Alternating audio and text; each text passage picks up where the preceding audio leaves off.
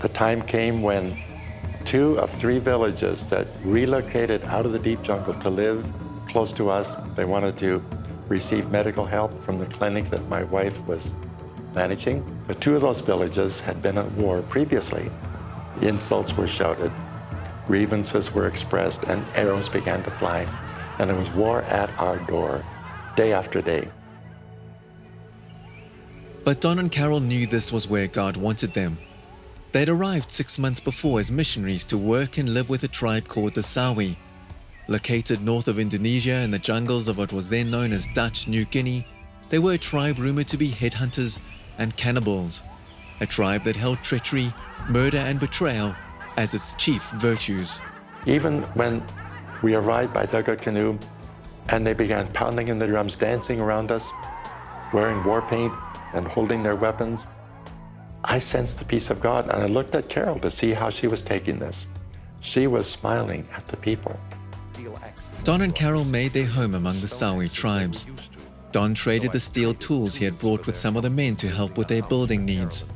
But it was the medicines they had received from the Dutch government prior to their arrival that made their presence the envy of the Sawi neighborhood. My wife was probably saving an average of a life a day, just out of the little clinic I built for her.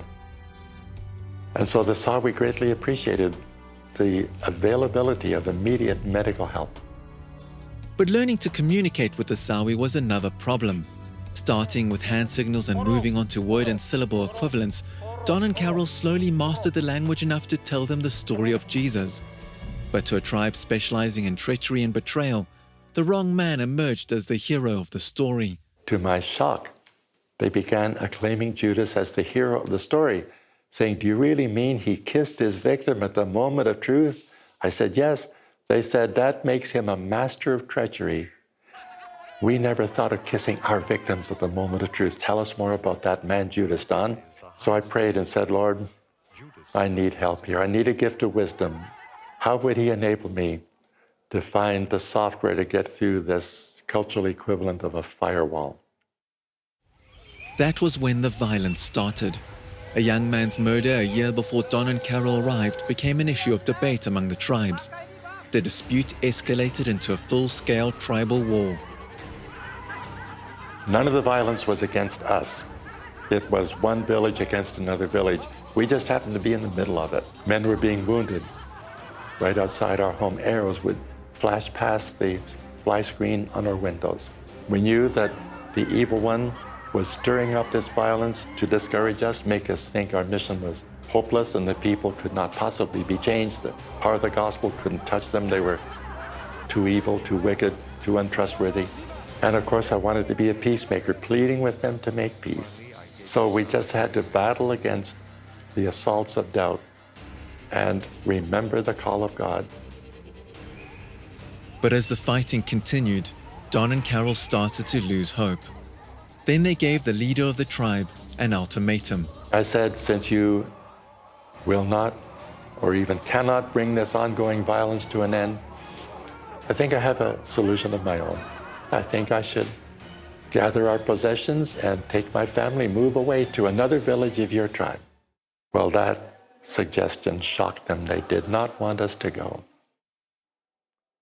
They assured me, "Perhaps you won't have to move away. Perhaps something can be done." I was to discover, by pleading with them to make peace, I was unwittingly pleading for a Sawi father to make a sacrifice I could not imagine myself as a father being willing to make.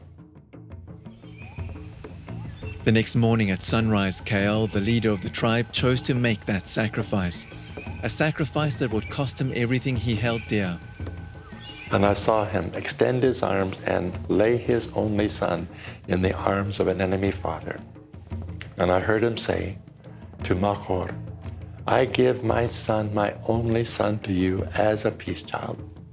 Tell me, do you commit yourself to serve as the advocate for peace between your people and my people, at least as long as this my peace child remains alive in your longhouse?"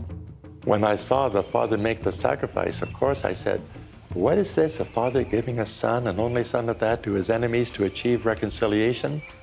This had God's fingerprints all over it. And I realized I had the privilege of finding out how to describe that, use that analogy as an eye-opener that would become a heart-opener for the people.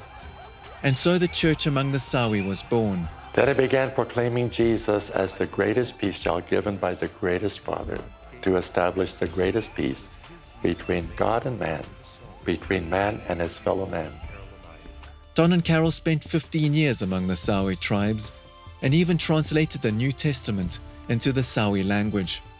And we had taught them that you had been recipients of the gospel, but now you are to become sharers of what you have received.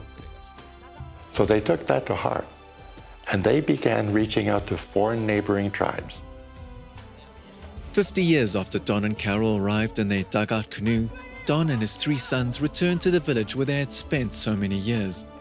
Their visit was met with a true tribal celebration of how God had transformed the warring tribes into brothers in Christ. And I remember one day after we'd been there a few years, I hugged Carol as we looked out through the fly screen on the window and said, honey, this place has the feel of the center of the will of God. So God was very real and very near, and still is.